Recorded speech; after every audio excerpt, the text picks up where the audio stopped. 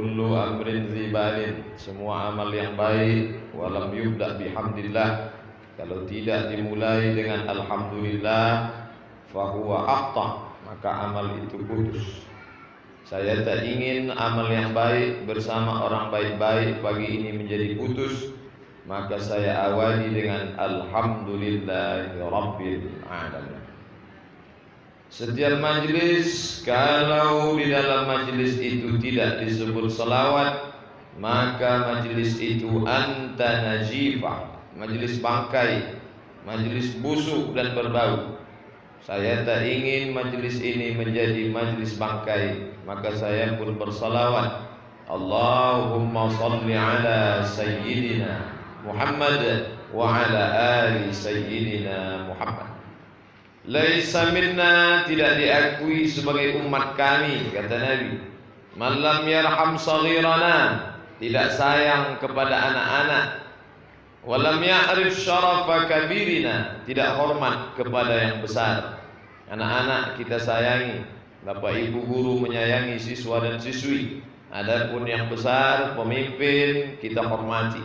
Yang sama-sama kita hormati, bapak camat, bapak kepala kantor urusan agama, bapak ketua lembaga adat, bapak ketua LPTQ, bapak ketua imam beserta seluruh pengurus masjid raya. Bil khusus sahibul hajat pada hari ini, bapak ibu ketua, anggota, pengurus PGRI, semua bapak ibu guru yang berhadir. Yang besar tak dihimbau gelar, yang kecil tak disebut nama, encik-encik, puan-puan, tuan-tuan jemputan majlis. InsyaAllah kita semua hamba-hamba dimuliakan Allah subhanahu wa ta'ala. Amin ya rabbal alamin. Saya berceramah ini rasanya biasalah sudah, tapi berceramah di depan guru-guru ini berat. Kenapa? Karena guru-guru ini orang yang memang biasa menghadapi orang banyak. Jadi kalau berceramah di depan orang biasa, itu orang mendengarkan kaji kita. Tapi kalau kita ceramah di depan guru, guru itu menilai, ini ustadz ini nilainya 70. Apalagi kalau ustadz itu bukan pula guru, nah, ini berat. Saya pribadi adalah seorang guru. Saya guru. Jadi sebetulnya ceramah di depan guru ini tak boleh, karena melanggar kode etik. Sesama guru dilarang saling mendahului. Tapi karena ini amanah, diminta. Alhamdulillah malam tadi sampai di Sungai Pakning. Setelah pengajian di Masjid Jalan Ronggowarsito, langsung izin berangkat jam 10 sampai jam 2 malam tadi di Pakning. Sholat subuh di masjid dekat hotel. Habis itu berangkat kemari, lalu kemudian dijemput di pelabuhan.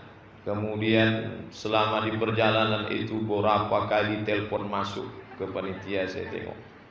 Sampai Pak Ketua yang membawa mobil kencang betul. Saya khawatir saking kencangnya pindah ke alam lain. Alhamdulillah, berkat doa Bapak Ibu sampai kami dengan selamat. Alhamdulillah. Yang saya hadapi ini adalah guru. Guru itu katanya, kenapa dia disebut guru? Karena dia digugu dan ditiru. Apanya yang ditiru orang? Semuanya. Dari gaya bicaranya, dari jilbabnya kalau dia perempuan, dari gaya tangannya kalau laki-laki, dari mulai cara dia menulis di spidol di whiteboard sampai kalau dia merokok. Kalau bulat asapnya, bulat juga asap murid itu. Sampai begitu guru itu, luar biasa. Ustaz kok tahu begitu? Karena kami dulu selalu menirukan gaya-gaya guru kami. Dulu waktu mau pelatihan ke Mesir itu ada pelatihan di Jakarta 2 bulan. Jadi guru itu ada setiap sebentar-bentar megang kepala, sebentar-bentar megang. Keluar dari lokal kawan saya punya catatan, Man, ya bapak itu tadi 45 kali megang kepala. Sampai sebegitunya murid itu perhatian kepada guru. Oleh sebab itu gaya bicara, gaya duduk, semuanya diperhatikan oleh murid, digugu dan ditiru. Jadi bukan dia sekedar mengajar saja. Guru adalah sumber inspirasi. Oleh sebab itu kalau guru tidak punya bakat seni, dia stres. Sekarang banyak orang bakatnya sebetulnya bukan guru, dia tukang. Tapi karena guru itulah yang paling mudah dulu sekolahnya dan dapat ijazah, dan paling banyak penerimaan PNS dari itu, dia lulus. Maka jangan heran kalau ada guru tukang pukul. Karena aslinya dia dulu memang hobinya mukul martil aja.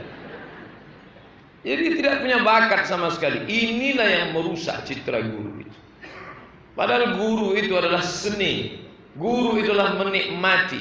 Jadi kalau ada guru masuk lokal, tulis di papan, anak-anak baca, simpulkan sendiri. Bapak mau update status sebentar. Ini guru yang stres. Dia menghadapi murid itu sudah tidak ada bakat dia di sana. Akhirnya orang yang begini tak lama hidupnya, mati muda. Iya, karena pekerjaan itu harus dijiwai. Jiwa kita itulah yang memotivasi kita untuk mengajar. Berangkat dari rumah, langkah kaki kanan, Bismillahi tawakkaltu 'ala Allah, la haula wala quwwata illa billah. Maka selama langkah kaki di lokal mengajar itu bernilai ibadah. Tapi kalau orang tidak menjiwai profesinya, pagi mau berangkat udah gatal kepalanya. Menghadapi anak-anak ini lagi, ada yang ingusnya meleleh, ada yang tak mandi, ada yang telinga beranak, ada yang, mohon maaf, hilang selera makan kuih gara-gara. Maka mengajar nih adalah seni. Seni mengekspresikan apa yang ada di kepala kita. Masalah mata pelajarannya apa? Ya masing-masing. Ustadz sejak kapan mengajar? Mak saya guru mengaji. Mak saya ibu rumah tangga. Di rumah tetangga-tetangga dekat rumah datang ke rumah belajar. Kalau mak saya tak bisa, masuk asisten dosen saya. Oke, kalau mak saya mau masak di dapur, saya menggantikan dia. Umur saya waktu itu kelas 3 SD. Kelas 3 saya sudah mengajar. Kawan-kawan sebaya saya. Makanya kawan-kawan sebaya itu cium tangan sama saya. Saya sudah ditempah menjadi guru dari kecil. Guru Al-Quran. Nasib baik saya tahun 1992 berangkat haji ke Makkah Al-Mukarramah. Waktu itu umur saya 15 tahun. Kelas 2 sanawiyah. Pulang belajar di pesantren, ada namanya pelajaran fikih. Di fikih itu ada fikih sholat, ada fikih puasa, ada fikih zakat, ada fikih haji. Jadi guru itu tak pede maju ke depan karena dia belum haji. Di situ ada Haji Abdul Somad. Kata dia, Abdul Somad, saya duduk, kamulah mengajar. Nah, maka waktu di sanawiyah saya mengajar khusus kitab haji saja. Maka sudah tentu nilai saya tinggi di mata pelajaran itu. Jadi saya ditempa untuk mengajar. Mungkin Allah sudah membentuk saya harus menjadi guru. Makanya ceramah di depan guru ini memang agak grogi juga. Tapi taklah apalah grogi sampai hilang bahan. Selesai itu tamat saya dari Madrasah Aliyah Nurul Falah Air Molek Indragiri Hulu. Selesai dari sana saya masuk IAIN Susko, Institut Agama Islam Negeri Sultan Syarif Qasim. Tak selesai, hanya 2 semester saja. Bukan DO, tidak. Bukan pula karena diusir karena jahat narkoba, bukan. Tapi karena saya lulus 100 mahasiswa Indonesia mendapat beasiswa ke Al-Azhar Mesir tahun 1998. Saya pun berangkat. Pulang dari sana, balik ke kampung halaman di Pelalawan. Lalu kemudian saya merasa tak cukup kuliah S1, saya pingin S2, tapi di Pekanbaru mahal. 1 semester 5 juta. Sidang terbuka 10, tertutup 15. Buka tutup 25. Tak ada duit. Jadi saya pergilah ke Malaysia. Karena katanya di Malaysia itu bisa sambil kerja, macam-macam kerja. Diantaranya salah satu adalah menjadi guru lagi. Guru apa? Guru mengaji, profesi yang lama. Saya mengajar juga di Tadika, Taman Pendidikan Al-Quran, menghadapi anak-anak, ramai, macam-macam bentuknya. Lalu kemudian tak lama saya di Malaysia, hanya setahun saja, sama macam nasib di IAIN, 2 semester di Malaysia. UKM, Universiti Kebangsaan Malaysia. Saya pun juga tak lama di Malaysia itu dapat lagi program tawaran. Indonesia mendapat beasiswa 15 orang ke sebuah tempat namanya Al-Mamlakah Al-Maghribiyah. Terjemahan Inggrisnya Kingdom of Morocco. Kita menyebutnya Kerajaan Maghribi atau Maroko.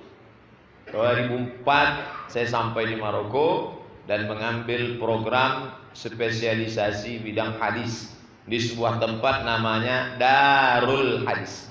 Darul artinya rumah, hadis rumah hadis. Karena memang di situ tidak ada belajar fikih, tidak ada belajar tafsir, tidak ada belajar bahasa Arab, hanya belajar hadis saja.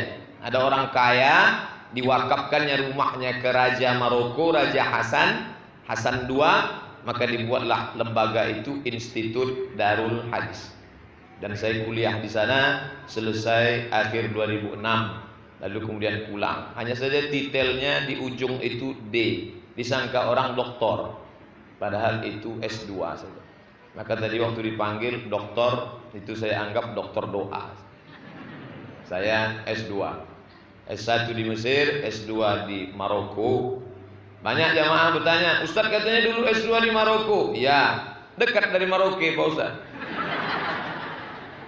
Inilah, kalau guru tak akan mungkin dia bertanya begitu. Andai pun dia bertanya, tentu pelan-pelan. Mesir, Libya, Tunisia, Aljazair, Maroko, Samudra Atlantik, Real Madrid, Barcelona. Kenapa Ustadz kuliah jauh? Betul, disitulah kuliah yang gratis. Saya suka yang gratis-gratis. S1 di Al-Azhar 4 tahun gratis, 2 tahun di Maroko gratis. Kenapa Ustadz tak ambil S3? Belum dapat yang gratis.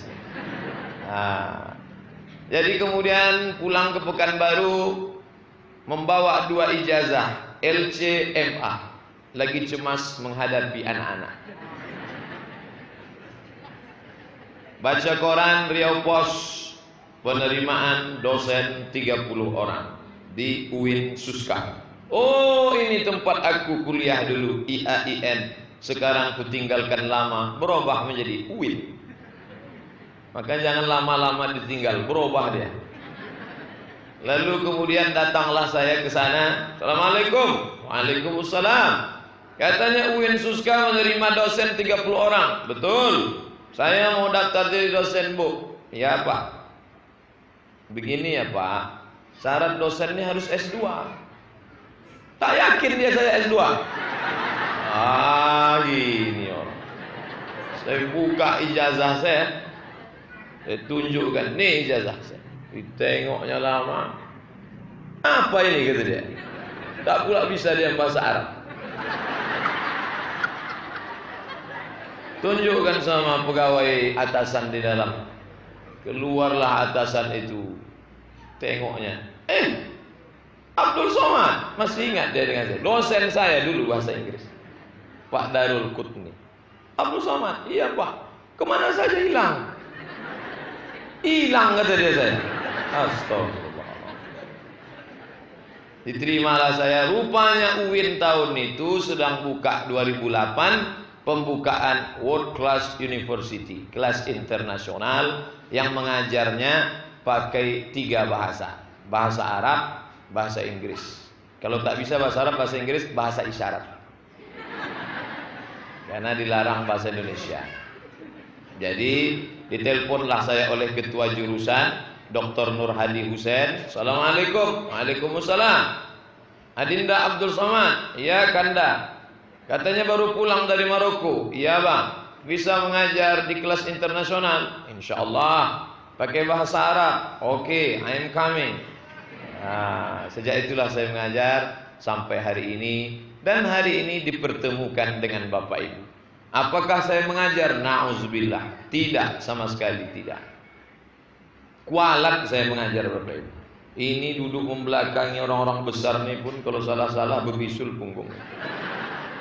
Maka saya mohon maaf. Abdul Somad di depan ini hanya sedang bercerita tentang pengalaman-pengalaman. Mungkin ada yang pernah dia tengok, ada yang pernah dia baca, ada yang pernah dia dengar.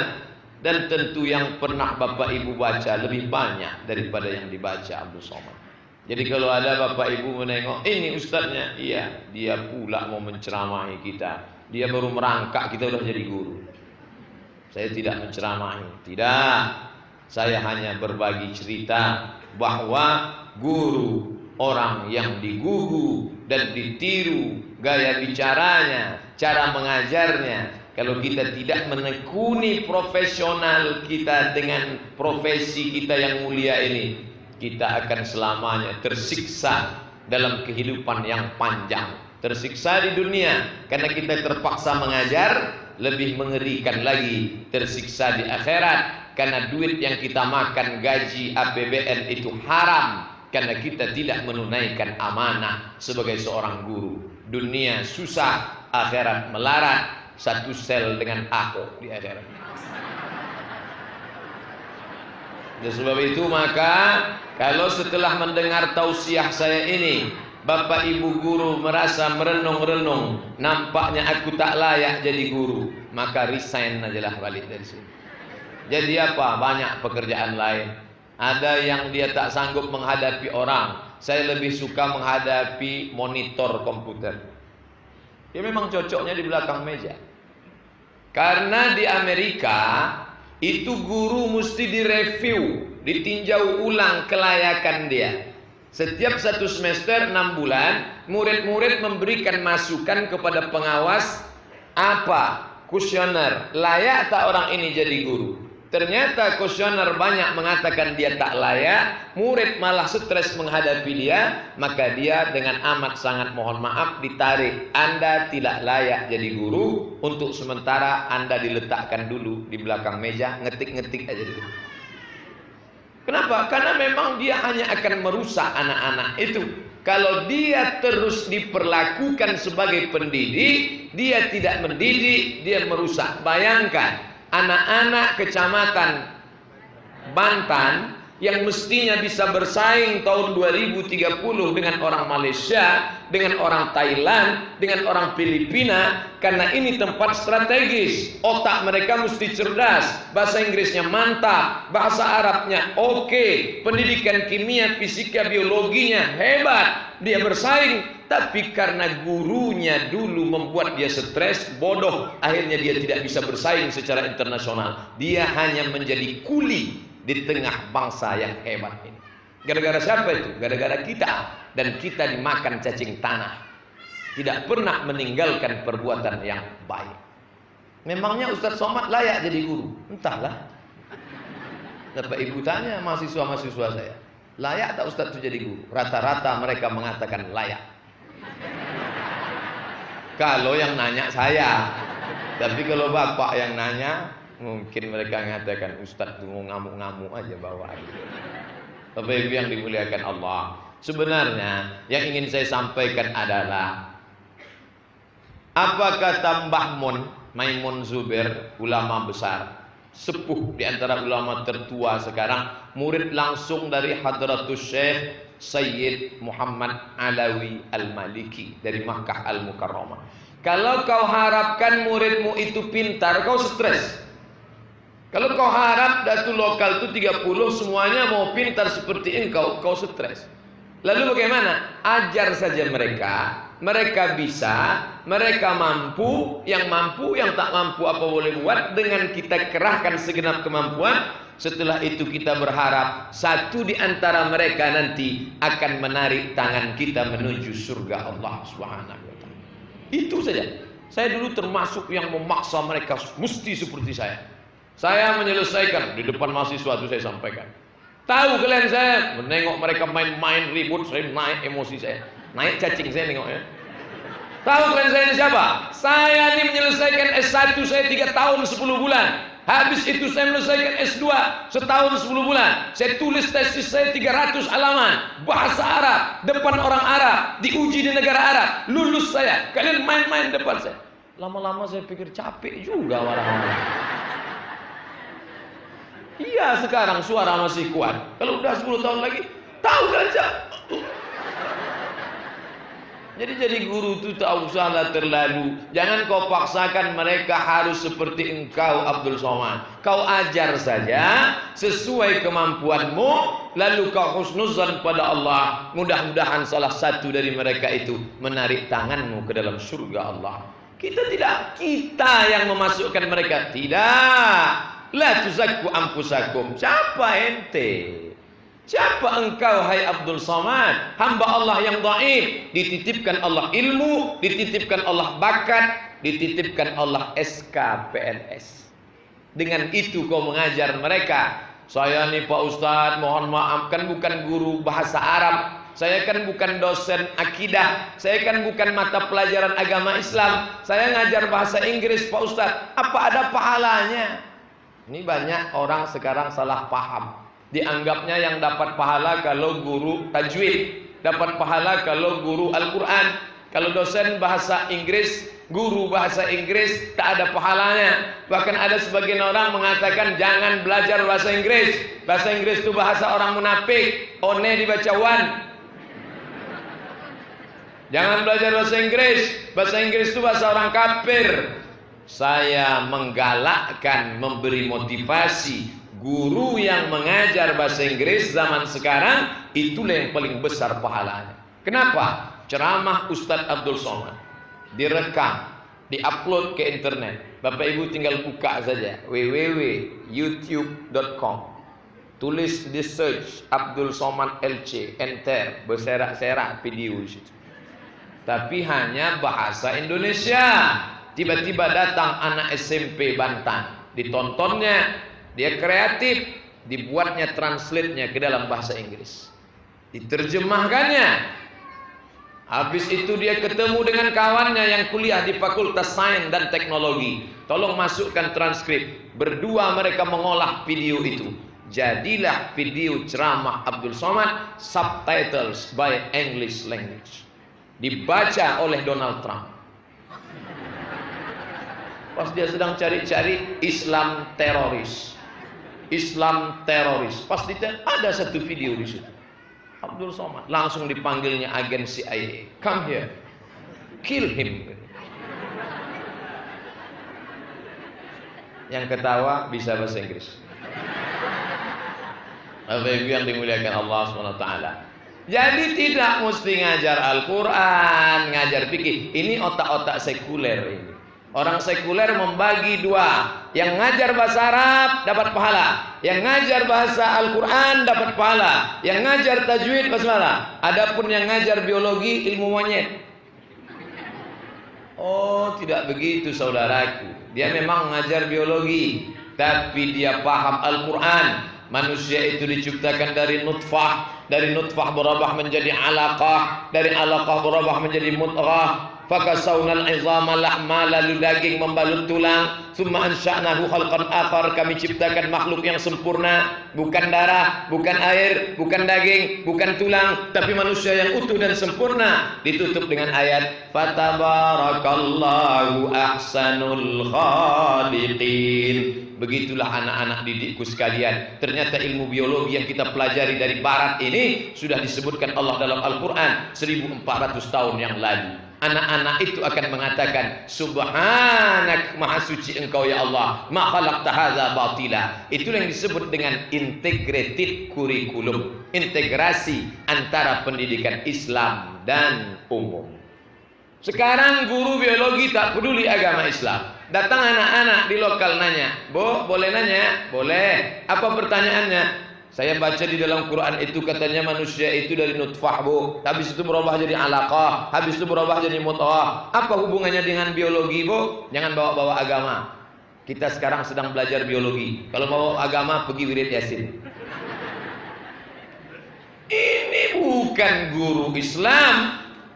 Dalam Islam itu semua ada dikaji. Dari mulai langkah kaki masuk kamar mandi, Allahumma inni a'udzubika minal khubuthi wal khaba'ith, sampai mau tidur nanti malam tutup mata, bismika Allahumma ahya wa amut, sampai kalau air nih kenapa ditutup? Nabi menyuruh air minum tak boleh dibuka, tutup. Tiba-tiba ketika dibuka masuk lalat. Wow. Itu yang disebut dengan poneng lalat. Banyak tempat lain itu pula dimasuknya ke dalam. Itu diatur dalam Islam. Idza waqa'a dzubabu fi ina'i ahadikum, kalau lalat masuk ke dalam tempat air minum kamu, apa yang dilakukan? Falyughmishu, celupkan. Oh, orang Islam minum air lalat. Fa inna fi ihda jinahaihi da'an, salah satu sayapnya membawa bakteri, wa fil ukhra shifaan, salah satu sayapnya membawa obat penawar. Dari sebelah ini datang bakteri, penyakit, merusak, tifoid, demam, malaria, tapi dari sini datang penawar. Bakteri yang ada di sini dimakan oleh bakteri, bakteri makan bakteri. Sekarang anak-anak kita tak ada diajarkan bakteri makan bakteri, yang diiklankannya jeruk makan jeruk. Ibu tidak berkecil hati, mata pelajaran apapun yang dipelajari. Guru matematik tidak jauh dari rahmat Allah. Anak-anakku sekarang, kalian belajar ini logaritma. Logaritma diambil dari siapa? Al-Khawarizmi. Al-Khawarizmi tokoh Islam. Al-Khawarizmi, logaritma. Al-Jabru dari kata bahasa Arab. Al-Jabru, Al-Gebra. Mereka yang membuat. Ibu yang mengajar IPA, anak-anak itu nanti masuk fakultas kedokteran, nilainya tinggi. Dari mana itu? Mereka menulisnya dengan nama Latin yang indah, dipatri, dipahat di Eropa, Avicenna. Padahal itu dari bahasa Arab, Ibnu Sina. Dia punya buku, judul bukunya The Canon of Medicine, 2 jilid. The Canon of Medicine, The Canon of Medicine. Padahal itu diambil dari bahasa Arab. The Canon Al-Qanun. Al-Qanun. Mereka payah menyebut qa karena banyak lemak babi di leher. Maka dia disebut The Canon of Medicine. Ustaz pernah lihat buku ini, bukan sekedar lihat. Saya pegang, saya buka, saya baca. Saya tak paham. Isinya tentang apa? Jenis pisau. Dari mulai bedah kulit, daging, urat, semua dia bahas. Siapa yang akan membahas itu? Anak didik, ibu, bapak yang dari awal dididik bahasa Inggris, bahasa Arab, tapi jangan lupa seimbang. Dimotivasi dia, anak-anakku, kalian boleh tinggal di Kecamatan Bantan, tapi kalian bisa bersaing dengan anak yang lahir di Kuala Lumpur.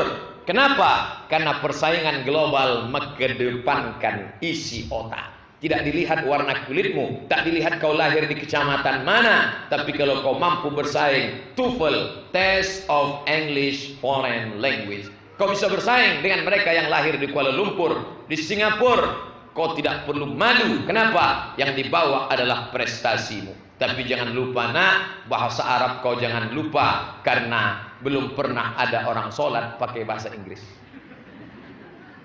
Inna solati, my praying, wa mahyaya, my life, wa mamati, my die, lillahi ta'ala, for you, oh my God. Belum pernah saya tengok lagi. Rabbighfirli, please forgive me. Warhamni, please bless me. Belum pernah lagi. Semuanya pakai bahasa Arab.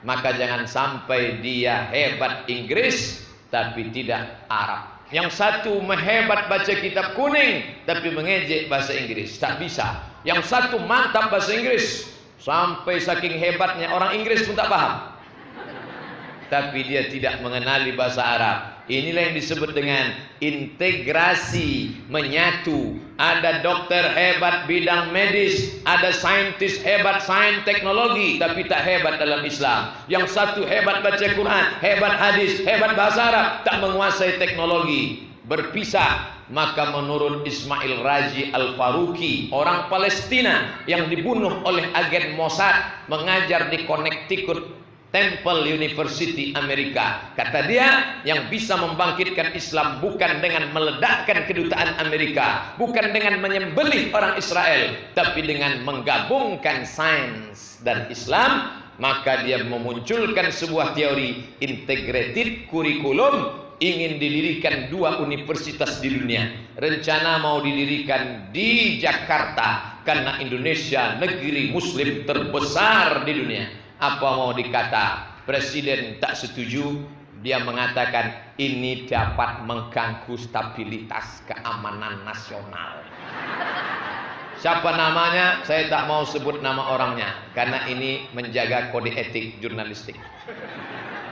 Yang jelas tidak jadi universitas itu dibangun. Lalu kebetulan ada seorang angkatan belia Islam Malaysia yang bernama Anwar Ibrahim menerima tawaran itu.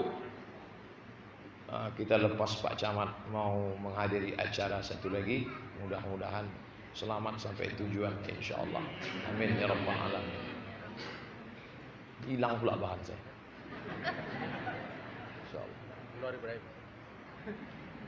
Lalu kemudian apa kata beliau? Setelah mendapat persetujuan, didirikanlah IIU, International Islamic University. 2 di dunia ini. Satu di Gombak, Kuala Lumpur, yang satu lagi di Pakistan. Insya Allah anak-anak kita dari Banten akan bisa menembus tembok IIU itu insya Allah.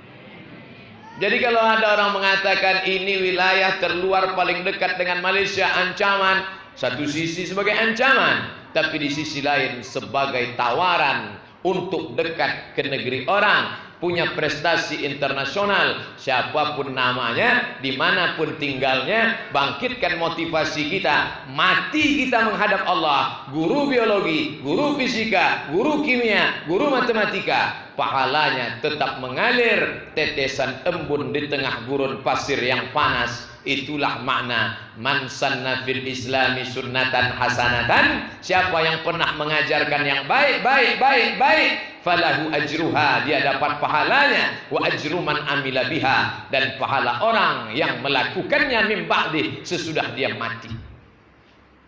Jadi pejabat, berapa lama bisa menjadi pejabat? 56 tahun pensiun. Sekarang ada katanya nambah umur 58. Itu pun kalau malaikat Israel tak datang duluan. Saya sampaikan ke anak saya, keponakan saya, aku ingin kalian jadi guru. Sudah saya sampaikan.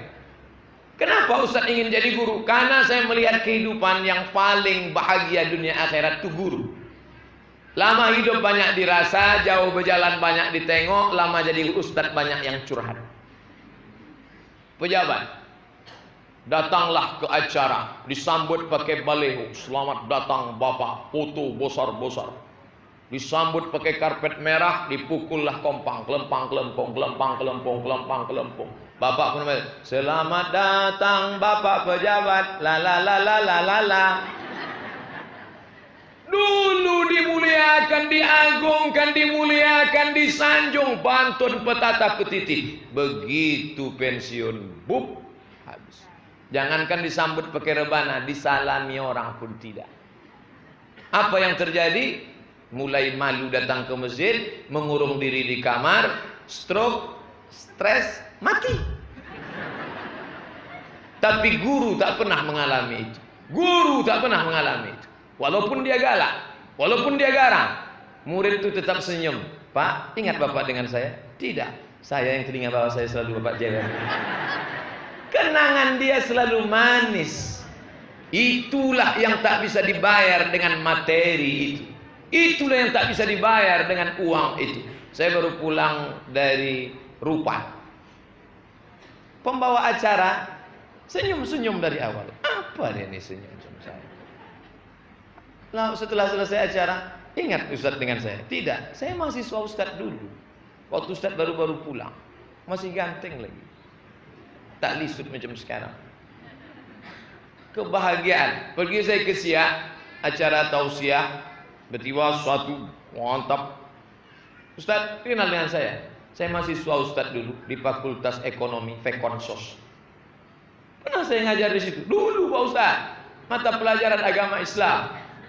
kebahagiaan seorang guru. Dia tak pernah mengenal pensiun. Boleh jadi dia di lokal tidak lagi mengajar, dia tidak lagi dipakai di sekolah, tapi kontribusinya, bicaranya, ide pikirannya, dia tetap mengalir terus. Makanya kalau mau hidup tak pernah mati, menjadi guru. Buya Hamka seorang guru, sampai hari ini namanya disebut, tafsirnya dibaca, Haji Abdul Malik Karim Amrullah. Kenapa? Karena dia mengajar, guru di Masjid Al-Azhar Jakarta, menulis buku. Maka Bapak Ibu kalau punya kemampuan menulis, dua-dua mendukung, Diknas mendukung, sekolah mendukung, masyarakat mendukung, support, menulislah. Menulislah, supaya apa? Supaya orang di masa akan datang tahu bahwa kau pernah hidup di masa lalu. Karena ketika kita mati, yang tinggal rumah besar, naik kita sampan di bawah tepi sungai Syah, ditunjukkan orang, Ustadz itu rumah Tengku Fulan, yang kata Pak Camat darahnya biru itu rumah Said Fulan, itu rumah Wan Fulan, itu rumah Pak Cik Fulan, itu rumah Datuk Fulan. Tapi dulu tahun 70-an, sekarang mulai lapuk, kaca-kaca mulai jatuh pecah, mulai dimakan rayap, mulai berjamur bercendawan. Tapi ada yang tak pernah mati. Apa dia? Harimau mati meninggalkan belang, gajah mati meninggalkan gading, orang mati meninggalkan nama. Nama baik dan nama buruk. Nama terbaik adalah nama guru. Mungkin itu jugalah mengapa bukan saya memilih, Allah yang memilihkan profesi ini untuk saya. Saya seorang guru sampai hari ini, bahkan sampai mati tetap jadi guru. Insya Allah saya mati tahun 2040. Saya sudah hitung-hitung kapanlah aku umur 63, 2040 mati. Kalau setelah itu berarti pensiunnya berapa tahun? Dosen pensiun 60, kalau profesor bisa 70. Anggaplah tak profesor karena tak sempat ngurus pangkat, asik ceramah. Lalu kemudian pensiun umur 60, maka tahun 2037 saya mati. Apakah selesai itu saya hanya mengurung diri di rumah menunggu malaikat maut datang? Tidak, saya akan tetap mengajar, datang ke masjid, duduk. Saya tidak tokoh agama Pak Ustadz, mana bisa saya ceramah di masjid mengajar? Bidang studi masing-masing. Doktor, Profesor Dr. Suhaimi, bukan orang agama, tapi bisa ceramah di Masjid An-Nur tentang apa? Hubungan medis, ilmu kesehatan, kedokteran dengan agama. Jadwal kultum. Ibu berguru sejarah, bicara tentang bagaimana sejarah Islam pada masa Bani Umayyah, pada masa Bani Abbasiyah, membaca, berkarya, menyampaikan. Dan guru biasa menyampaikan, biasa merangkum, biasa menyusun, biasa membuat sistematis, tidak pernah mati. Sekarang kita menghadapi orang-orang masih hidup tapi sudah mati. Apa maksud Ustaz masih hidup? Jasadnya ada, nyawanya ada, semangatnya sudah mati. Pergilah kita ke kantor-kantor, menemukan banyak orang mati. Ada yang terkulai-lai, ada yang duduk sama-sama sambil main gaple, kelepak. Tepuk orang bahunya dari belakang.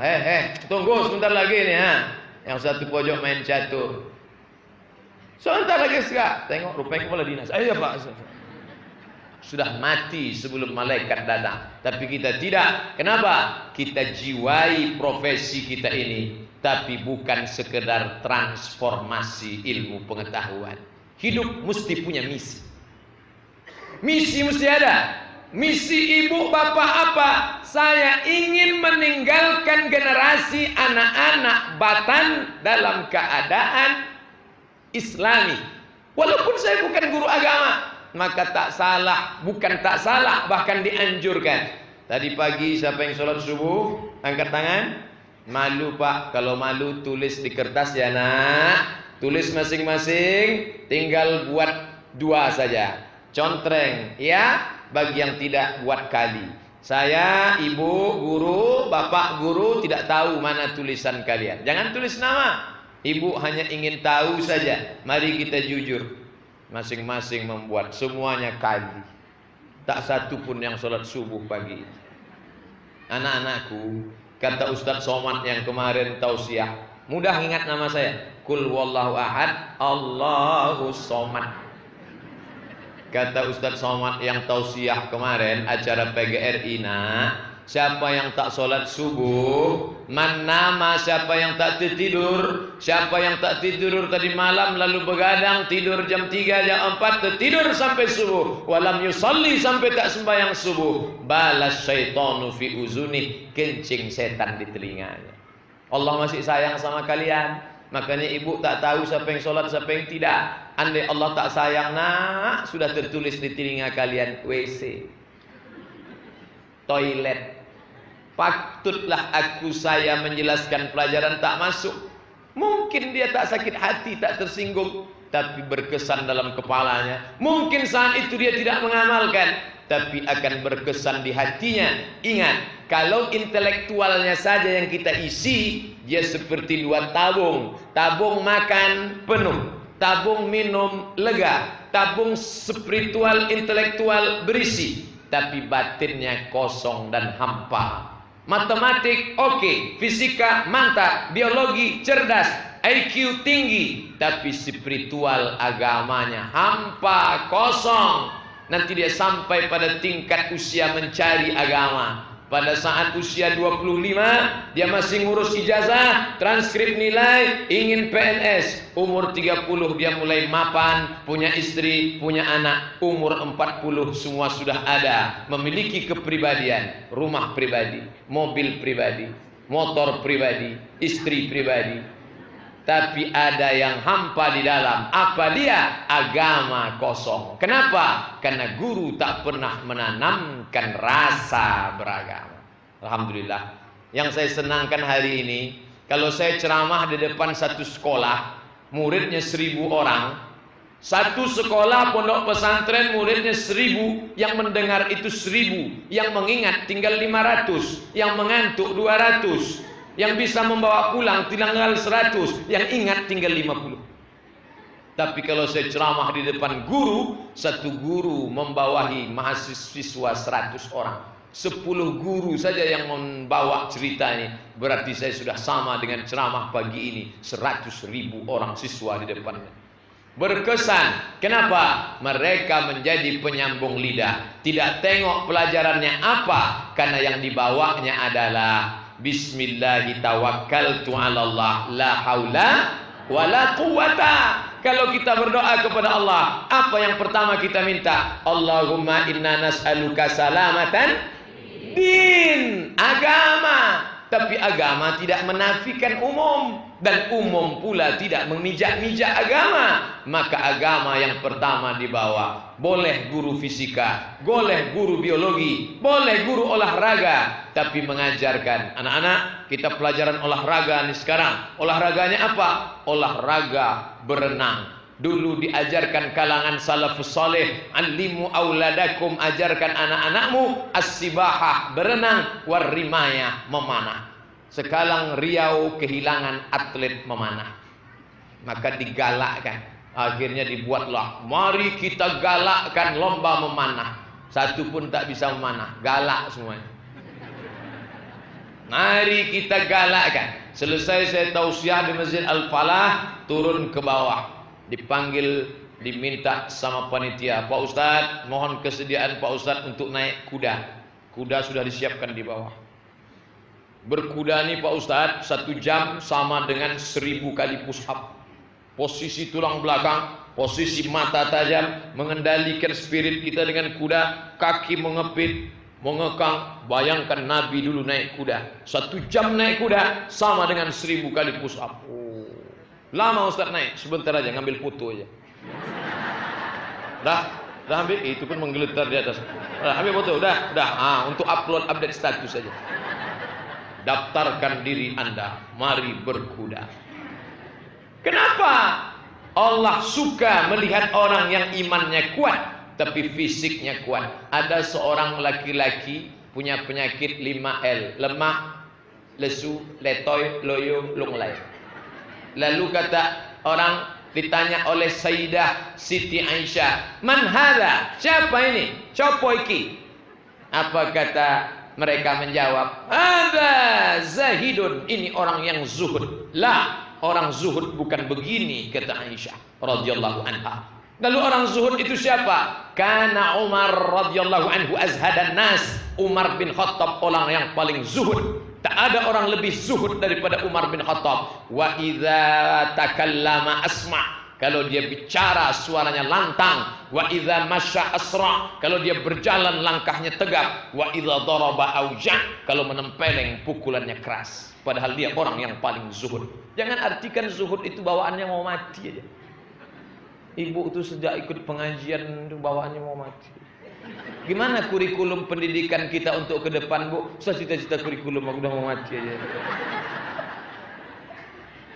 Bapak Ketua PGRI, gimana program kita setahun ke depan, ulang tahun yang akan datang tuh gimana kita buat formatnya? Saya pikir-pikir kita ini akan makan tanah. Oh, tidak begitu. Berpikir kita tentang visi misi ke depan. Guru mestilah orang-orang yang visioner, visi ke depan. Anak-anakku, aku ingin kalian menjadi pakar high-tech di Singapura. Aku ingin kalian menjadi konsultan hukum di Malaysia, dekat Asia Tenggara. Aku ingin kalian menjadi pakar minyak, pakar bom atom sekalian. Tapi kalian tak pernah meninggalkan sholat berjamaah di masjid. Kenapa anak-anak itu rajin ke masjid? Karena ditengoknya pak gurunya kalau sudah azan berkumandang lebih dulu ke masjid. Sekali perbuatan lebih menyentuh hati daripada cakap. Ke masjid, ke masjid, ke masjid, ke masjid. Apa kata dia berbisik? Tak pernah nampak kita bapak. Apa kata kawannya? Jangan cemburu, bapak itu sholatnya di Masjidil Haram. Dah putih kaji ya pak. Bapak Ibu yang dimuliakan Allah Subhanahu Wa Taala, kenapa kalian sholat di masjid? Kami malu Pak Ustadz, Pak Guru kami tak pernah tinggal sholat ke masjid. Lisanul hal, ungkapan perbuatan, afsah min lisanil maqal, lebih menyentuh hati. Dari ujung ke ujung, ibu yang di ujung sampai ke ujung, membahagiakan hati saya. Insya Allah murid-murid SD, SMP, SMA di kecamatan kita, di Kabupaten Bengkalis secara umum akan menutup aurat. Kenapa? Karena dilihatnya yang digugu dan ditiru itu sudah menutup aurat. Di Pekanbaru sekarang ada namanya model jilbab pasrah tapi tak rela. Macam mana modelnya Pak Ustadz? Yang di belakang pasrah, yang di muka tak rela. Itulah yang mengajar di lokal. Dengan tangan begini, kutek, kutek, kutek. Anak-anak sekalian, apa tak makin gila murid ini? Kuku panjang, kutek hitam, di atas black kutek, di bawah black daki. Mana SMP 13 Bu? Sana. Enggak ya? Pakaian sempit, menjerit. Memang pakai rok, tapi rok itu sempit. Menjerit paha itu. Tolong. Dipakailah jilbab, jilbab sakratul maut. Ada lagi model namanya jilbab sakratul maut. Jilbab itu kain panjang, itu dililitkan, lilit, lilit, lilit, lilit, lilit. Lilit terakhir itu di sini. Anak-anak sekalian, murid yang di lokal itu dalam keadaan horor semua. Takut mereka ibu tu sambil menulis batuk tercekik sakratul maut, mati kota. Botol aqua disediakan, menulis di papan.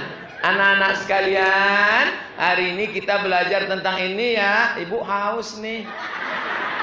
Minum berdiri tangan kiri. La ilaha illallah. La yashrabanna ahadukum qa'iman. Jangan kalian minum toga. Jangan minum berdiri. Faman nasya falyastaqi. Siapa yang lupa muntahkan. Sampai begitu larangan Nabi. Guru minum berdiri. Idza akala ahadukum falyakul biyamini. Kalau kalian makan pakai tangan kanan. Wa idza syariba ahadukum falyashrab biyamini. Kalau kalian minum pakai tangan kanan. Fa inna syaitana ya'kulu bishimali. Karena setan minum pakai tangan kiri, makan pakai tangan kiri. Dia tak tahu atau pura-pura tak tahu atau tak mau tahu bahwa perbuatannya digugu dan ditiru. Nauzubillah. Simple, sederhana, tapi berkesan di hati mereka. Sampai kapan? Sampai mereka mati menghadap Allah Subhanahu wa ta'ala. Bapak Ibu yang dimuliakan Allah, maka perilaku kita, gaya bicara kita, bahkan sampai gaya ibu merias wajah pun diikuti mereka. Yang satu pagi mati lampu, buru-buru mau berangkat masuk, ya Allah, lupa sampai ke sekolah, baru tengok rupanya sebelah biru sebelah hijau. Taunya pas keluar main-main jam istirahat. Patutlah anak itu tadi senyum-senyum di lokal. Awak senyum, dia senyum, rupanya yang disenyumkan nyawa. Berbisik-bisik mereka, ibu kita sekarang putih ya, iya. Tapi sayang tangannya hitam, kata dia. Yang dimuliakan Allah Subhanahu wa ta'ala, merubah yang tak layak jadi layak, ora apa-apa. Bagus, wapi tenan.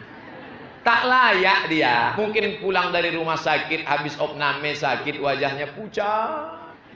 Kalau masuk dia ke lokal tuh hampir pingsan anak-anak itu. Disangka mereka suster ngesot.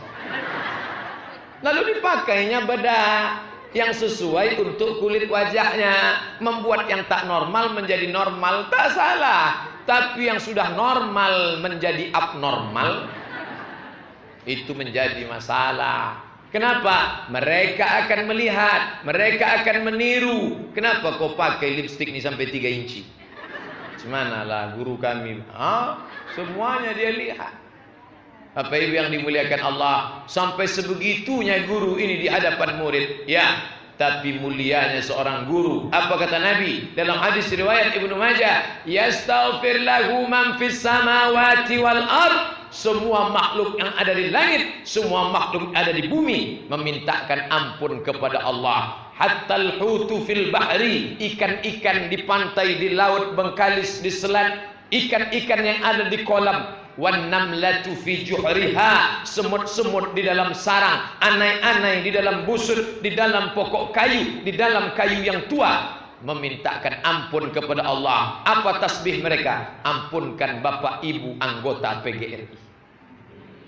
Begitu semua PGRI masuk kecamatan, masuk surga. Mana anggota PGRI kecamatan? Bantan. Masuk, ketua panitia, masuk. Ketua panitia paling cepat masuk ke surga karena kencang betul tadi, hampir 100 km. Masuk. Tiba-tiba adalah yang di belakang antrian itu Ustadz Abdul Somad. Ditanya sama malaikat, anggota PGRI? Tidak. Tapi saya pernah ceramah di PGRI. Masuk. Itulah gunanya kita menggabungkan diri dengan orang-orang soleh, orang-orang baik. Ibu bukan guru agama. Dulu ada pondok pesantren. Apa tadi sebelah kanan? Al-Hidayah. Nur Hidayah. Nur cahaya. Hidayah. Petunjuk. Coba tanya kiai guru yang ada di sana, berapa pelajaran agama dulu sebelum pemotongan pelajaran agama. Dulu pelajaran agama itu bisa dihitung, bahasa Arab, balaghah, nahwu, sharaf, ma'ani, badi', 6 untuk sastra Arab saja. Masuk lagi Quran, tajwid, qiraat, arud qawafi, masuk lagi belajar fikih, qawaidul fikih, usul fikih, fikih muamalah, fikih munakahat, fikih jinayah, fikih siasah, masuk lagi hadis, ulumul hadis, mukhtaliful hadis, rijalul hadis, hadis tahlili, hadis maudhu'i, belum lagi tafsir, ulumul Quran, 25 pelajaran agama. Makanya dulu Kabupaten Bengkalis, Kabupaten Siak Sri Indrapura, yang semuanya ini di bawah kerajaan Islam, itu semua kuat pelajaran agama. Pelajaran agama yang 25 tadi dipres, diwinzip, diringkas, disingkat, dipotong, disunat, dikhitan, menjadi tinggal 1 pelajaran. Apa dia? Pelajaran agama Islam. PAI. Makanya jangan heran profesor, doktor, insinyur, tapi agamanya blank, kosong. Nah, kenapa kau SHMH? Kenapa kau SE? Kenapa kau insinyur? Kenapa tak paham agama? Mohon maaf ya, mak, pak, bu, pok, lek, neng, mbok. Karena kami dulu di sekolah cuma belajar satu saja, pelajaran agama Islam yang diringkas dengan PAI, PAI, lapai lah. Tak berkesan lagi di dalam kepala. Makanya tidak ada cara melawan ini. Kalau kita punya kekuasaan, bupati bisa membantu pelajaran ini dengan program namanya memasukkan pelajaran umum, pelajaran agama ke sekolah umum. Makanya kalau ada anggota legislatif datang kampanye ke masjid kita, masjid raya, masjid besar, datang dia kampanye bawa karpet. Bapak Ibu, nanti tolong pilih saya ya. Nah, ini saya bawakan karpet DP-nya. Kalau saya menang nanti saya tambah. Tapi kalau saya kalah saya jemput balik. Pak, jangan bawa karpet ke tempat kami, karena karpet kami sudah mantap. Jangan bawa lampu ke tempat kami, lampu kami sudah oke. Jangan bawakan kipas tempat kami, kipas kami sudah banyak. Yang kami perlukan adalah tambah pendidikan agama pada sekolah umum. Dibuat dia full day. Masukkan paling tidak 5. Quran, hadis, fikih, bahasa Arab, akidah, akhlak. Sekarang orang cerita pendidikan berkarakter. Pendidikan berkarakter. Karakter apa? Tidak ada karakter selain karakter pendidikan agama. Balik kepada agama. Ibu jangan alergi, bapak jangan anti. Karena satu-satunya yang menyelamatkan ini, kita tiap hari, tiap petang, tiap malam berdoa. Bagi yang tak setuju dengan solusinya pendidikan agama, berarti dia robah doanya. Langsung saja, wasalamatan fil jasad. Kau tadi doa selamat, kenapa tak ada fiddin? Aku tak setuju dengan pendidikan agama. Tapi Pak Ustadz, ada tuh guru agama tingkah lakunya tak senonoh, guru agama bercelana pendek, kasus. Apakah kalau kita beli baju baru mahal songket, tiba-tiba ada yang salah, lalu kita katakan jangan beli songket, semua songket Melayu Bengkalis itu jelek? Tidak. Satu, jangan main sweeping, pukul rata, generalisir, tak benar. Beli batik PGRI satu, tiba-tiba tak gambar bunga, gambar salib, salah cetak. Sekarang macam-macam. Orang pakai jilbab panjang, rupanya dilihat dari jauh. Lihat dari jauh, macam-macam bentuk.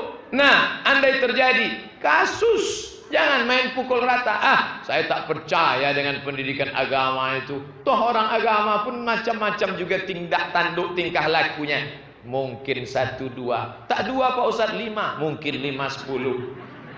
Tapi kita pukul rata, tidak. Tidak ada yang bisa menyelamatkan ini kecuali agama.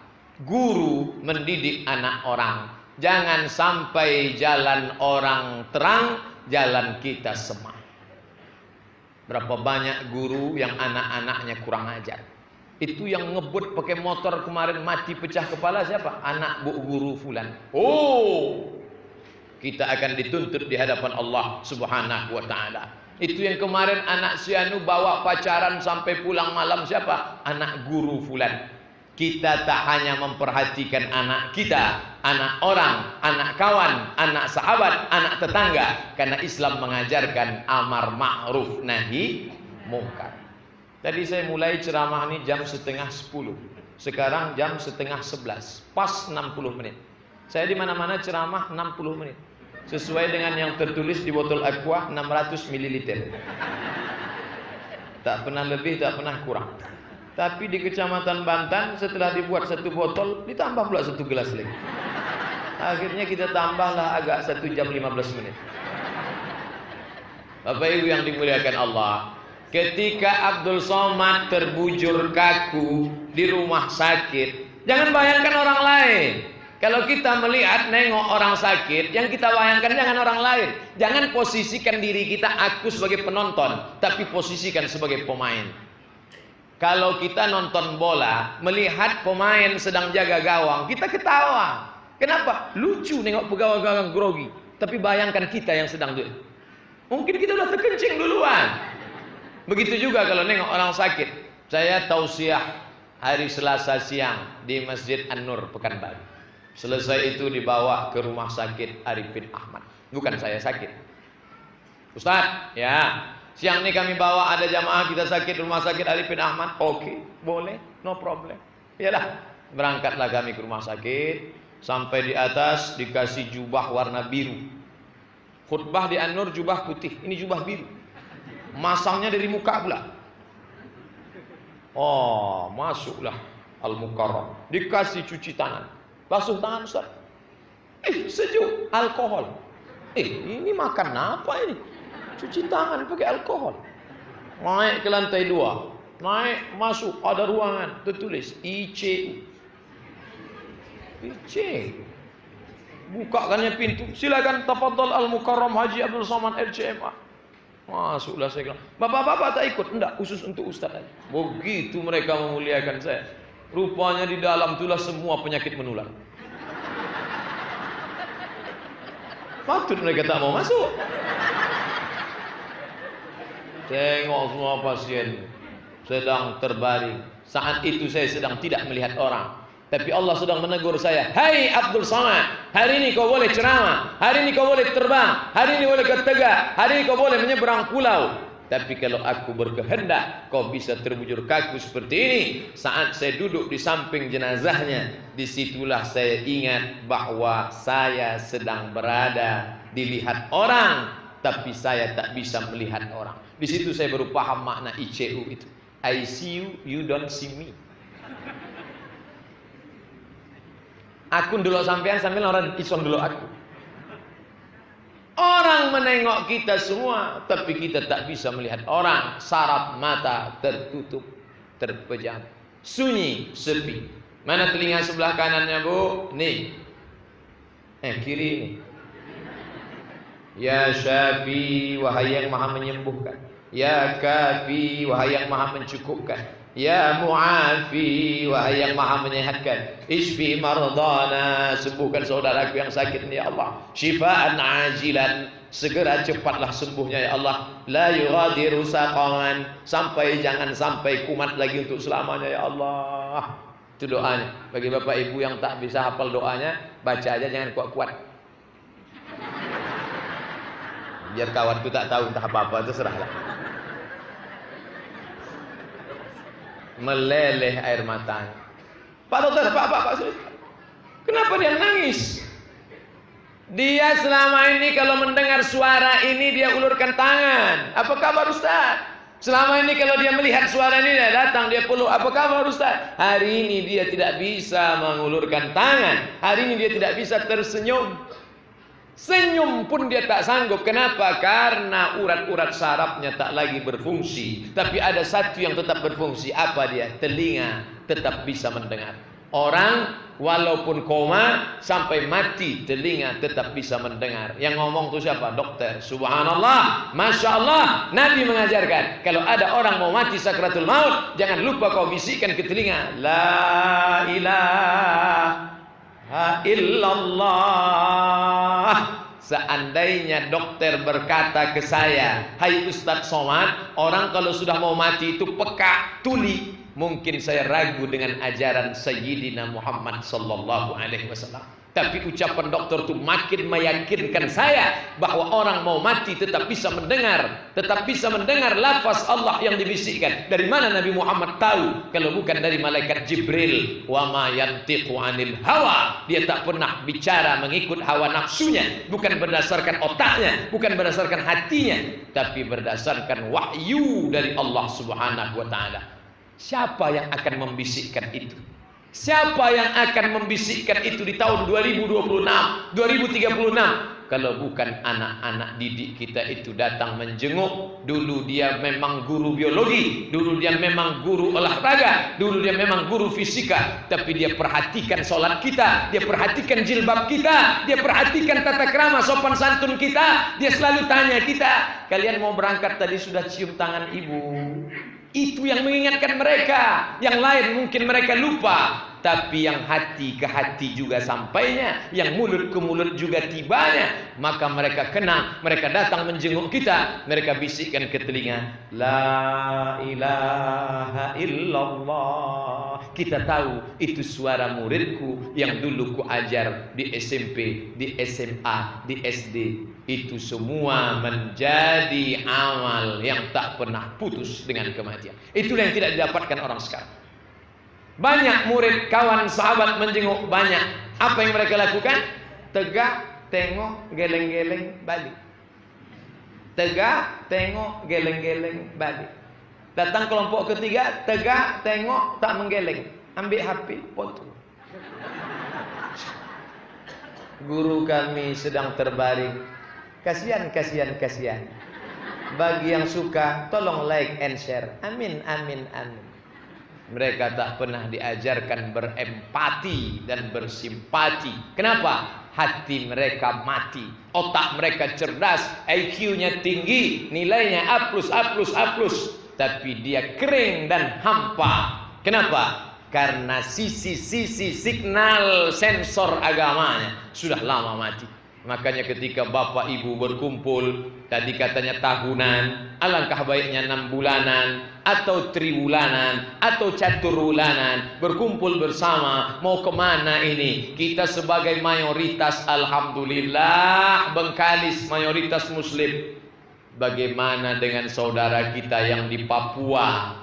Bagaimana dengan saudara? Terlalu banyak mau diceritakan. Jakarta sedang gonjang ganjing, kacau balau, tunggang langgang, lintang pukang. Maka yang mayoritas hari ini jangan pernah bangga dengan mayoritasnya. Kenapa? Dulu Spanyol juga bangga luar biasa. 700 tahun Islam berkuasa di Andalusia, Spanyol. Apa yang terjadi hari ini? Masjid termegah, masjid termewah, masjid terbesar, Masjid Alhambra. Maaf, 1000 maaf. Tempat imam mihrab, justru di sanalah palang salib terbesar. Bersalut emas. Datang orang Islam masuk ke dalam hanya boleh tengok kaligrafi yang cantik, tengok batu-batu piramid, batu manikam, batu indah. Tapi kalau mau sholat usolli sunatan tahiyatul masjid rakaat ini, no. Datang petugas security, no. Tak boleh sholat. Kenapa? Ini bukan masjid. Dulu sebagai masjid. Bangga kita punya masjid yang mewah. Ya, na'udzubillah. Kalau tak kita ajarkan ini kepada mereka, na'udzubillah. Tapi begitu mereka hari ini. Tapi orang banyak tak sabar dengan proses ini. 2016 kelas 1 SMP. SMP 3 tahun, SMA 3 tahun, kuliah 4 tahun, 10 tahun. 2016 murid ibu sekarang SMP kelas 1. 2026 dia sudah selesai S1.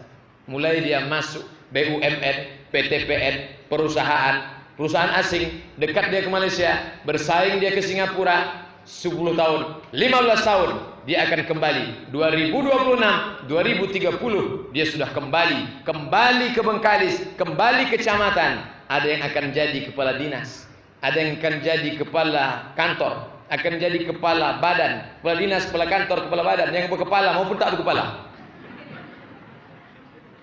Banggakah kita dengan nama besarnya? Bukan itu yang membanggakan. Itu kepala dinas itu murid saya itu dulu hanya sampai dicakap, hanya sampai di air liur di ujung lidah. Tapi ada yang lebih besar. Kapan? Ketika dia masuk menjadi kepala dinas. Program pertamanya sejak hari ini, ketika saya menjadi kepala dinas ini, kita akan adakan pengajian setiap Jumat pagi dan mengkaji tafsir surat Yasin. Abdul Somad mungkin sudah mati dimakan cacing tanah, tapi bapak ibu menyampaikan itu ke murid-murid yang sekarang masih kelas 1 SMP 3 tahun, SMA 3 tahun, kuliah 4 tahun. Dia menjadi orang, menjadi bupati Bengkalis, dikumpulkannya semua pegawai Pemda. Apa kata dia? Sejak saya menjadi bupati ini, sejak hari ini saya buatkan perda zakat. Zakat satu kabupaten wajib potong atas. Saya baru pulang dari Aceh Barat, Meulabuh. Sampai di Aceh, Banda Aceh, naik mobil lewat pantai Loknga, naik bukit, turun bukit, sampai ke Maulabuh Aceh Barat, 4 jam perjalanan.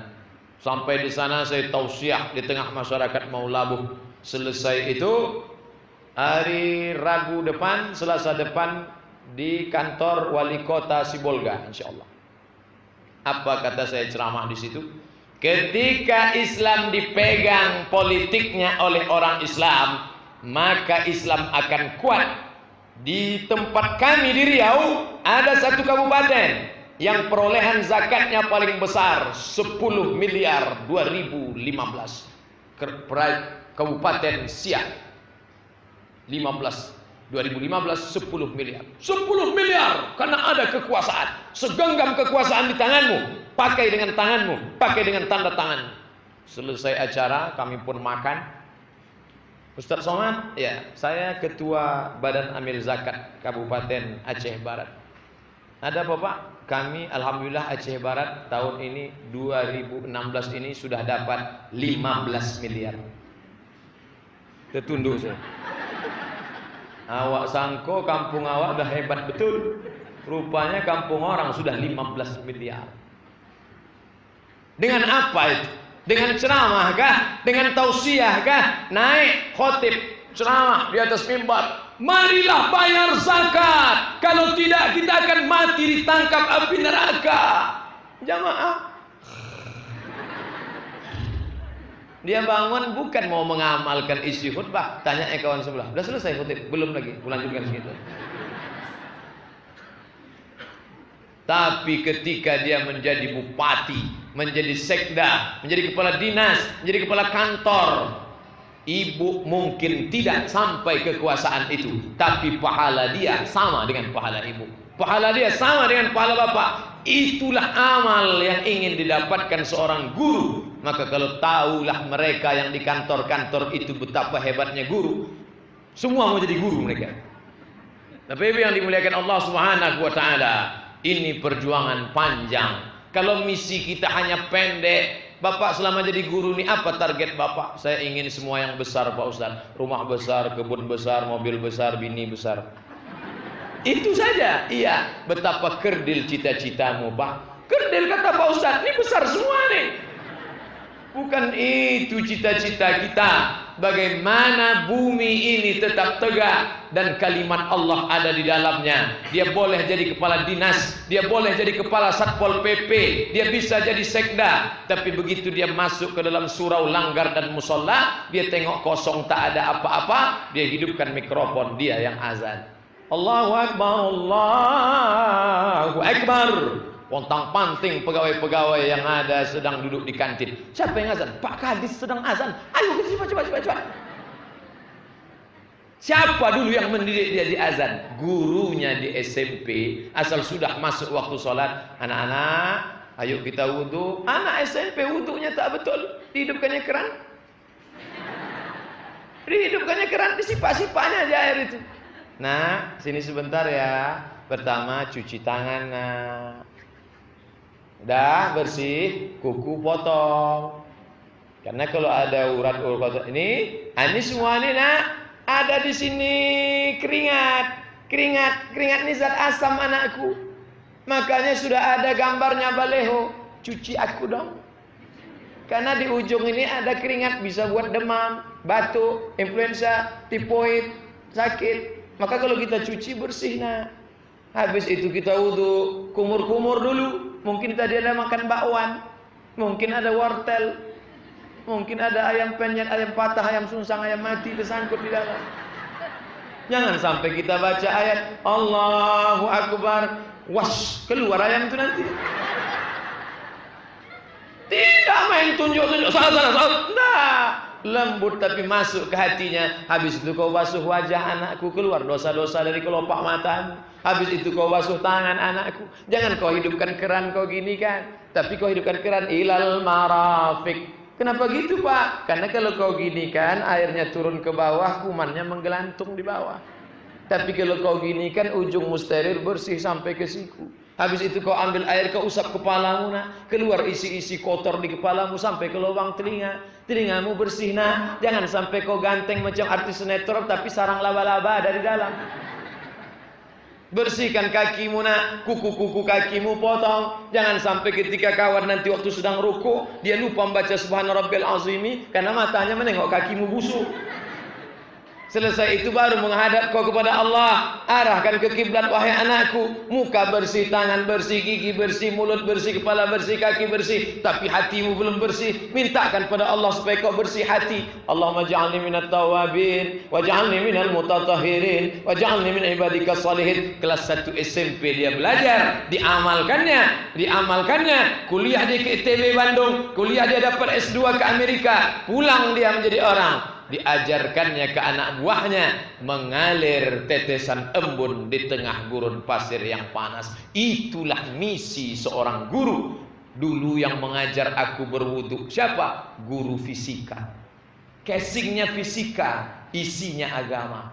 Yang sekarang banyak itu apa? Casingnya koko, isinya setan. Bapak Ibu yang dimuliakan Allah Subhanahu wa taala. Maka kenapa mereka bisa maju? Karena mereka membawa agama. Sekarang orang jangan bawa agama. Rapat PGRI gimana nih ke depan? Jangan bawa agama. Ini kan ormas. Partai jangan bawa agama. Mereka membawa agama sampai ke duit dolar, $100. Tengok agama. Apa dia katakan? In God we trust. In God we trust. Di dalam Tuhan kita jujur. Bawa agama. Saya tinggal di Mesir 4 tahun. Saya beli topi cantik bagus. Di samping topi itu ada bendera Inggris. Saya bangga mana-mana pakai topi bendera Inggris. Tiba-tiba masuk ke sebuah masjid, ada seorang Arab sedang duduk. Dipanggilnya saya. Ya bini, Tan, come here. Saya datang. Oh, Jamil. Cantik kata dia. Dia mau tengok topi saya. Karena dia puji, saya kasih. Tengoknya.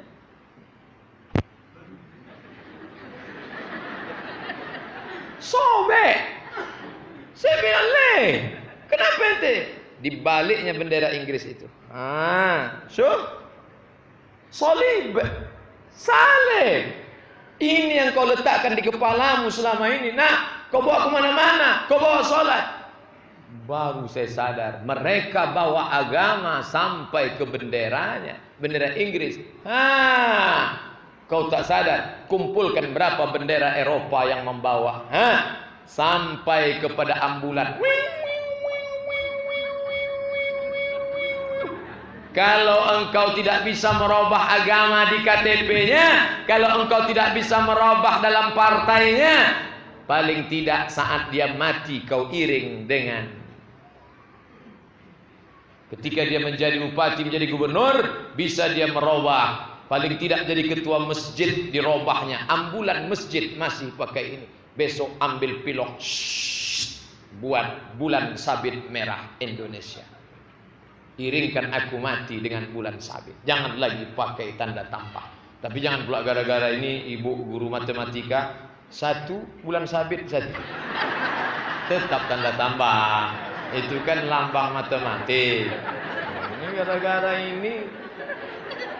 Ibu yang dimuliakan Allah Subhanahu wa taala, hidup mesti punya visi dan misi. Mereka adalah amanah yang dititipkan orang tuanya. Berapa lama kita hidup ini? 24 jam, 12 siang, 12 malam. Dipotong jadi 8 jam kerja. 8 jam kerja, cek log pagi.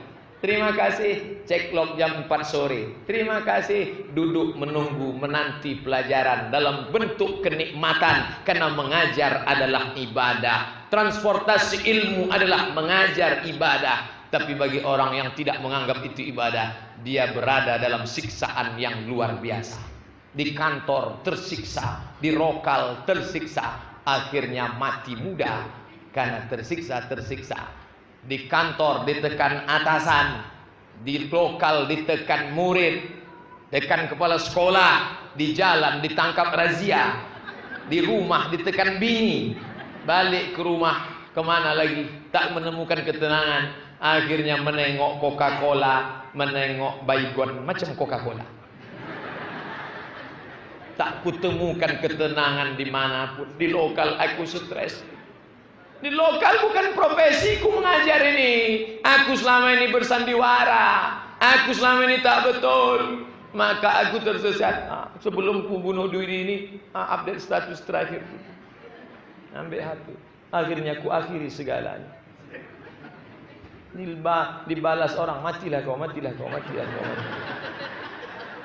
Hidup singkat. Hidup singkat tapi penuh makna. Ketika kita tidak memaknai hidup, makna hidup adalah ketika kita bisa berbagi, berbuat untuk orang lain. Abdul Somad bukan orang baik. Makanya kalau ada mahasiswa sekarang sepele, bergurau-gurau, ngajak main-main, nah itu saya ajak keluar lokal. Sini sebentar. Nantang ya. Saya ini bukan orang baik-baik, bukan anak papa, anak mama ini. Karena saya tak manggil papa ke ayah saya. Masa makan sambal belacan manggil papa? Saya kelas 1 sekolahnya lain, kelas 2 sekolahnya lain, kelas 3 sekolahnya lain. Kenapa pindah-pindah? Memang begitulah keadaan. Pindah sana, pindah sini. Bukan karena bapak saya pejabat tinggi, enggak. Sekolah sana tak cocok sekolah. Akhirnya saya berhenti sekolah karena saya anggap sekolah ini tak ada gunanya. Presiden udah ada, gubernur udah ada, camat udah ada. Malah camat yang baru aja tak diangkat-angkat apa lagi. Jadi tak ada gunanya saya pikir. Apa sekolah? Akhirnya saya tak sekolah. Lama tak sekolah. Mak saya udah pusing nengok saya. Ini anak ini tak sekolah gimana nih? Adalah penceramah datang. Penceramah datang ke kampung kami di Pelelawan. Setelah penceramah diundang ke rumah. Ustadz, nanti jamuannya ke rumah kami ya. Yalah. Setelah Ustadz itu datang ke rumah, sesuai dengan pepatah Inggris, no free lunch. Tak ada makan siang yang gratis. Ustadz, ya. Ustadz kan guru di Air Molek Indragiri Hulu. Betul? Bisa Ustadz tolong. Siapa yang mau ditolong, Bu? Anak saya. Kenapa anak ibu? Tak mau sekolah. Ini anak kalau tak mau sekolah berarti nakal nih, Bu. Kami tak nerima anak nakal. Nanti malah anak kami yang ada jadi rusak. Saya tengok dulu anaknya. Dia mau nengok wajah saya. Ditengoknya saya dari ujung ke bawah. Mungkin dalam hati dia masih ada sisa-sisa kebaikan yang bisa disini. Saya ingat betul itu. Guru saya, Dr. Andus Suherman Siregar, Air Molek Indragiri. Guru. Dia itulah yang memasukkan saya ke sekolah itu, Madrasah Aliyah Nurul Falah. Sampai akhirnya saya tamat, lulus ke Mesir, lulus ke Maroko, akhirnya menjadi dewan juri.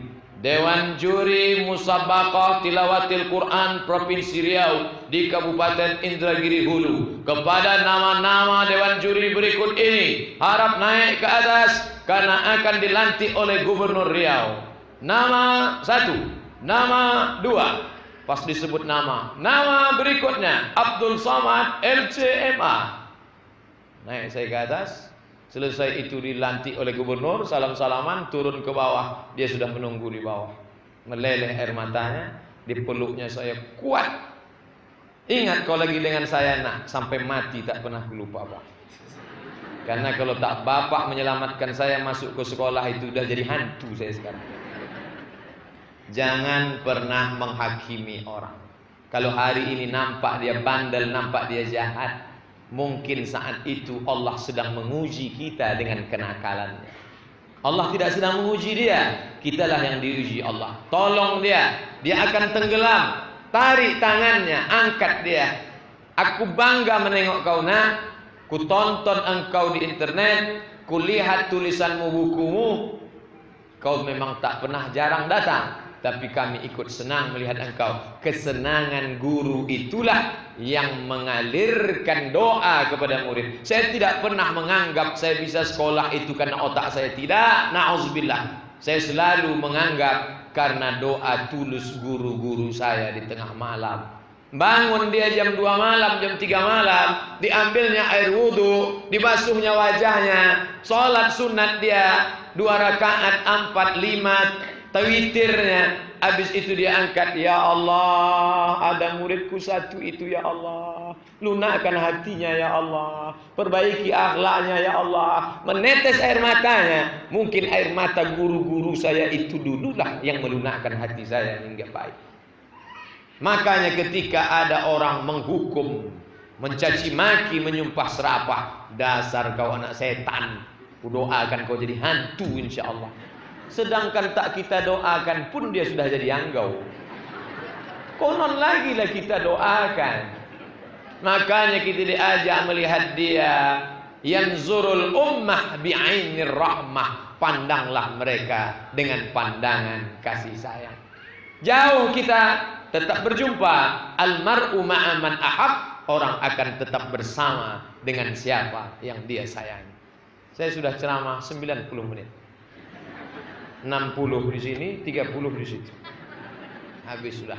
Tadi saya merasa paling-paling ceramah ini 30-40 selesai ini. Karena di depan bapak ibu guru biasanya mereka sudah penuh ilmunya. Tapi rupanya Masya Allah, saya dihormati, dimuliakan. Tidak hanya dimuliakan dengan air minum, tapi dikasih kue dengan macam. Cuman sayangnya belum dibuka plastik. Nanti insya Allah. Tapi terus terang saya bahagia luar biasa pagi menjelang siang ini. Apa yang membuat Ustadz bahagia? Berjumpa dengan orang-orang yang pernah disyairkan oleh Syauqi dari Pakistan. Apa kata Syauqi? Kada al-muallimu ayyakuna rasula.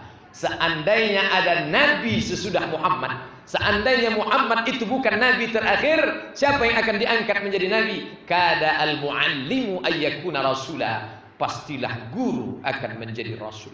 Saya sedang berhadapan dengan rasul-rasul di sekolahnya masing-masing.